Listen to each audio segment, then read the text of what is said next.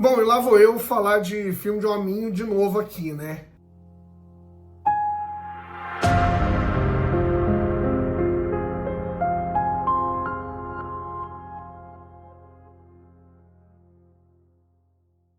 Ó, antes de mais nada, eu já vou avisar que esse vídeo aqui, ele tá repleto de spoilers, tá? Então, se você é um cara sensível, não viu o filme ou qualquer coisa do tipo, ou uma mina também, não sejamos machistas, se você é um ser humano, um bípede, um organismo baseado em carbono, que é sensível a spoilers, então vê o filme primeiro, depois você volta aqui. Depois de uma série de filmes que ninguém liga, e, gente, eu não falo isso feliz não, tá? Mas vamos lá, né? Alguém lembra? Quem lembra de Shang-Chi? Quem lembra de Eternos? Quem lembra do Capitão América, que saiu semana passada? Ninguém lembra. Então, depois de uma série de filmes que ninguém lembra, a Marvel finalmente voltou a fazer um filme legal, relevante e que domina, de uma certa forma, os papos de bar. Eu devo confessar que eu tava ansioso pro filme do Quarteto, entre outras coisas, porque eu gosto muito do Quarteto. Eu acho que o Quarteto, ele tem um peso histórico, ele é a primeira família, por assim dizer, dos quadrinhos, né?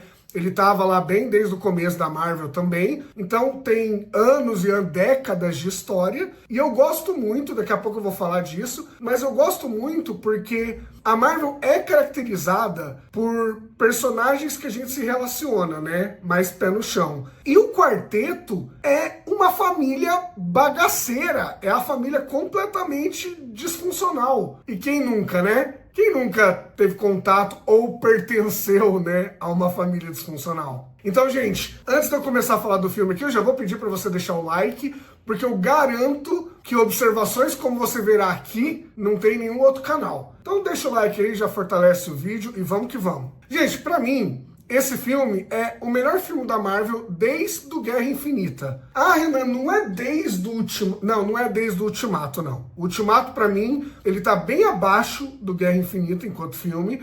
E o Ultimato, ele tem um peso muito grande, porque a gente sabe o que acontece, né? Principalmente com o Tony Stark e tal. Então, ele tem um peso emocional. Mas enquanto filme, o Guerra Infinita é melhor e tá muito mais alinhado com o meu gosto. E por quê? Porque eu gosto de filmes que tem peso. Eu gosto de filmes com começo, meio e fim, e filmes que eu sei que algo de fato pode acontecer. A Marvel, ela tem como característica, faz tempo já, que os filmes dela não dão medo, assim, não é medo, não é filme de terror, né? Mas assim, os filmes da Marvel, eles não têm urgência, eles não têm relevância. Muitas vezes a Marvel faz filmes que simplesmente jogam pro próximo. O filme é um gancho pro próximo filme, que é um gancho pro próximo filme, que é um gancho pro próximo filme, até que chega o Vingadores e ali às vezes tem alguma consequência. Esse filme, gente, ele depois de Guerra Infinita, foi o único filme que me deixou de fato com medo do que ia acontecer. Bom, eu avisei que tem spoiler aqui, né? Quando eles colocaram o Galactus na história, quem tem contato com quadrinhos, ou quem sabe o mínimo, sabe que o Galactus é pica, ele é bichão. Quando o Galactus entra na treta, não tem como ele não mudar o status quo da Marvel. O quadrinho tem isso e a Marvel trouxe para o cinema. O Galactus, gente, ele não é uma ameaça qualquer. O Galactus não é o Loki entrando na Terra. O Galactus é a porra do Devorador de Mundos. Não tem como isso não estremecer tudo. Tanto é, gente, e aí é um outro ponto importante, que eu não lembro a última vez que eu realmente me importei com os personagens. A Sue Storm, pra mim o filme é sobre a Pedro Pascal, que me perdoe, mas o filme é sobre ela. A Sue Storm roubou a cena, gente. Que mulher, que mãe, que heroína, que foda, entendeu? E quando a gente olha o final do filme, tô falando fora de ordem aqui, mas todo mundo viu o filme, né? Quando a gente chega no final do filme, só pra dar um exemplo do peso que eu tô falando, eu tava vendo com a Júlia, minha namorada, né? E no final, a Júlia, minha namorada, ela tem uma filha. E a questão de maternidade é muito importante pra ela, até hoje. Ela estuda isso, inclusive. Então, até por isso que eu queria ir com ela no cinema, porque eu sabia que ela ia gostar. Nesse final, quando as coisas começam a pegar forte mesmo, que o Galactus tá na Terra e tudo mais, a Júlia falou pra mim assim, ai,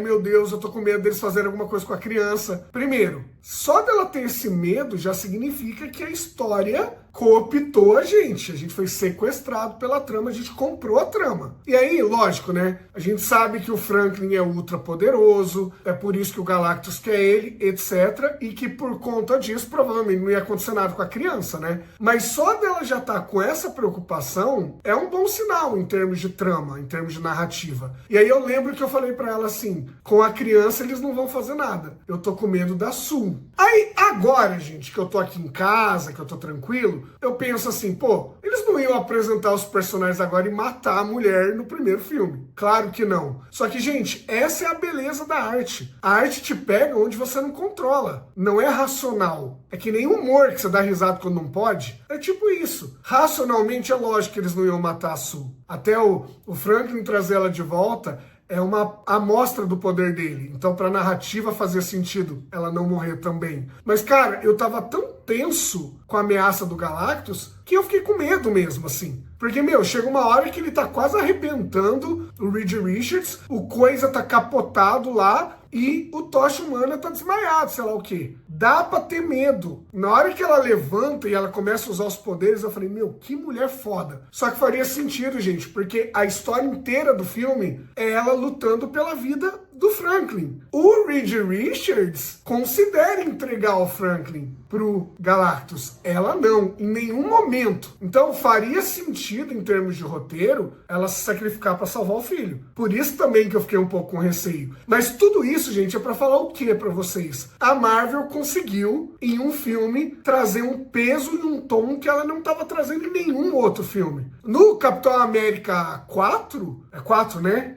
Acho que é 4. Ninguém tem medo do Hulk vermelho do Harrison Ford matar o Sam Wilson. Ninguém tem medo. Nesse filme eu fiquei. E muito disso, gente, também se dá por conta de toda a caracterização que eles fizeram da Terra 828. Porque o quarteto, ele não tá no nosso universo.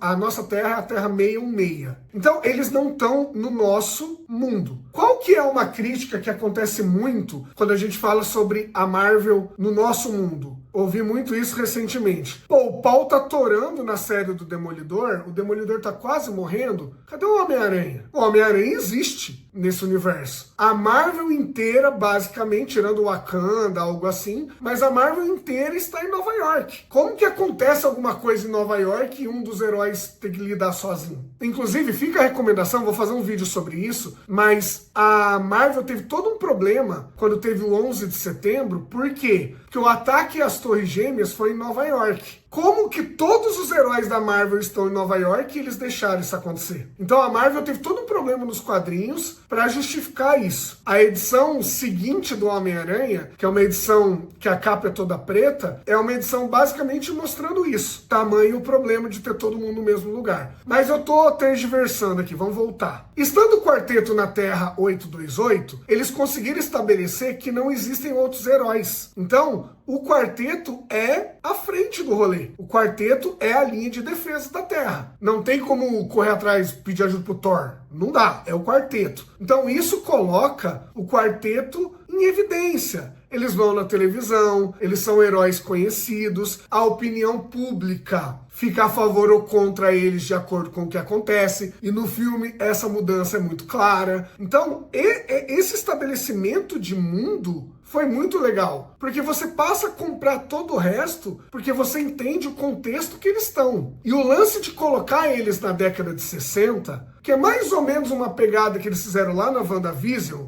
que cada episódio era um sitcom de uma época, quando eles colocaram o quarteto na década de 60, eles também colocaram várias coisas muito charmosas. A tecnologia, o Herbie, que é o robozinho deles, que é, como chama? É Rosie? Acho que é Rosie. Acho que é Rosie, a robozinha dos Jetsons. Então, quando você vê o quarteto lá no dia a dia deles, dentro do edifício Baxter, é praticamente um episódio dos Jetsons. É muito legal. Então, eles conseguiram colocar uma terra crível, eles conseguiram colocar numa década, numa ambientação muito legal, muito charmosa, e com o peso da consequência. Isso é incrível, tá? E aí, gente, a gente vê uns vídeos, né? Eu vi um vídeo do Ricardo Rente essa semana falando assim: nossa, eu fui pro cinema e a Marvel não mudou nada, a Marvel faz a mesma coisa de sempre. Gente, primeiro que assim, tá? Criticar a Marvel por fazer algo sempre igual, até ok. Só que, gente, a Marvel não vai mudar. A Marvel é isso aí. Onde que o Ricardo Rente estava nos últimos 10 anos? A Marvel é isso aí que a Marvel vai entregar. Tem uma exceçãozinha ou outra, onde eles carregam um pouquinho mais a mão no tempero, tipo Pantera Negra, tem uma caracterização africana e tal. Tem o Multiverso da Loucura, que foi uma coisa um pouco mais terror do Sanheim e tal. Mas é isso, gente, a Marvel não vai fazer um negócio muito doido. E eu vou falar que aqui nesse filme eles até que ousaram um pouquinho mais. A crítica do Ricardo Rente, não sei se ele fez para todos os outros filmes, mas ele serve pra Marvel até aqui. O Quarteto Fantástico, ele dá pra ser criticado, mas pô, eles fizeram um negócio diferente.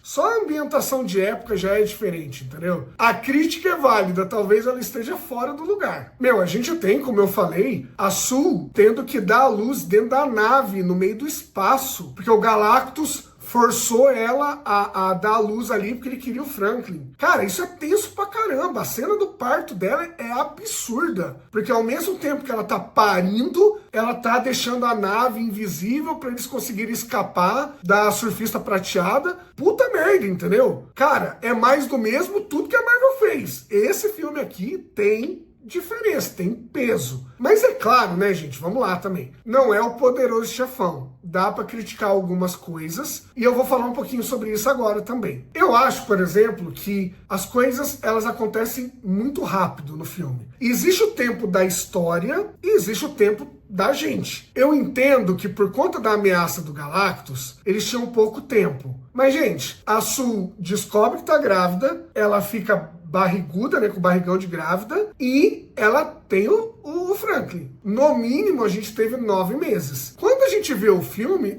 acaba passando muito rápido. A gente não tem impressão de que passou 9 meses, entendeu? E aí, quando você não tem impressão, fica meio estranho que a humanidade inteira se juntou e fez os negócios para teleportar o planeta, porque parece que foi em 15 minutos. Então, eu acho que o filme dá uma rushada, como diz a galera do videogame, e aí parece que tudo aconteceu muito rápido. Aconteceu, eles tinham uma urgência, mas não aconteceu tão rápido quanto dá a impressão. Então eu acho que tem alguns momentos que o filme, ele corre demais. E é engraçado porque a gente vive reclamando de filmes que tem barriga, né? Esse filme eu acho que podia ser um pouquinho maior. Ele não chega a ter 2 horas. Eu acho que se ele tivesse 2h20, até 2h30, eu acho que ele poderia fazer isso de uma forma melhor e até mesmo pra gente conhecer um pouco mais dos personagens. Porque o legal do quarteto é justamente que eles têm briga por conta do bife no almoço, entendeu? Como eu falei, eles são uma família disfuncional. E aí a gente não teve muito disso porque o filme teve que correr. E a gente sabe que 2 horas não é à toa, né? A maioria dos filmes tem 2 horas porque é melhor para ter mais sessões no cinema e etc. Então esse filme eu acho que podia ser um pouco maior. E aí, gente, tem uma outra questão que me pega também no filme, só que aí é a pessoa que conhece o quadrinho, tá? Então o filme, ele optou por ir por um outro caminho, mas me incomodou porque eu sei o background.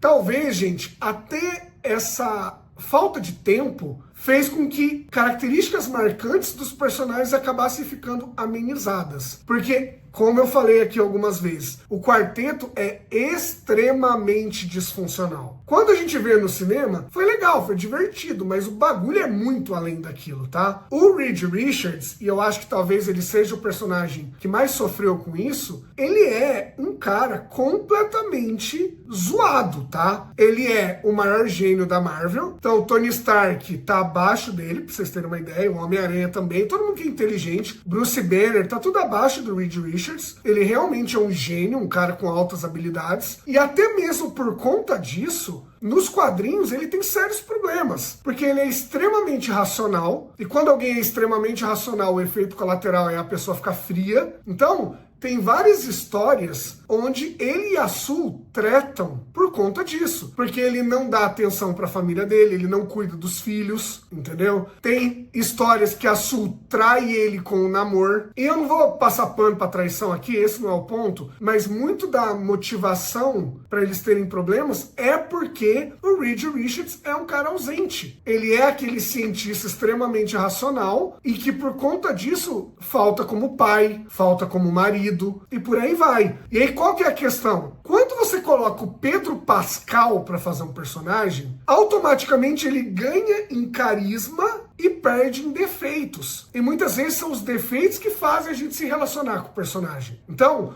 o Pedro Pascal, ele é tipo Tony Ramos, pra quem é mais velho. Você não imagina ele fazendo um cara torto, um vilão. Você não consegue imaginar, porque ele é fofo. Então, a escolha do Pedro Pascal fez com que o personagem do Reed Richards perdesse nuances. Isso que é foda. O personagem perdeu impacto, fica muito sutil isso na tela, porque é o Pedro Pascal. A Sue, eu acho que é a que tá melhor representada na tela, porque ela é uma mulher muito forte, ela tem muita atitude, ela bate de frente com o Reed, e isso acontece várias vezes. Então ela é uma mulher, uma mãe, uma heroína muito empoderada e de muita personalidade. Isso eles conseguiram fazer. Agora o Coisa, por exemplo. O Coisa tem um arco nos quadrinhos muito legal, porque o Coisa não gosta de ser super-herói. Por motivos óbvios, né? Porque ele, dos quatro, ele é o único que ficou visualmente zoado. Então, o Coisa não consegue namorar direito. Inclusive, o filme também, bem de leve, ele pincela isso, né? Então, o drama do Coisa, ele não apareceu. Pelo contrário, quando ele vê as crianças, ele é meio que... Ah, olha ali o herói, o Coisa, não sei o quê. Ah, joga o carro, não sei o quê.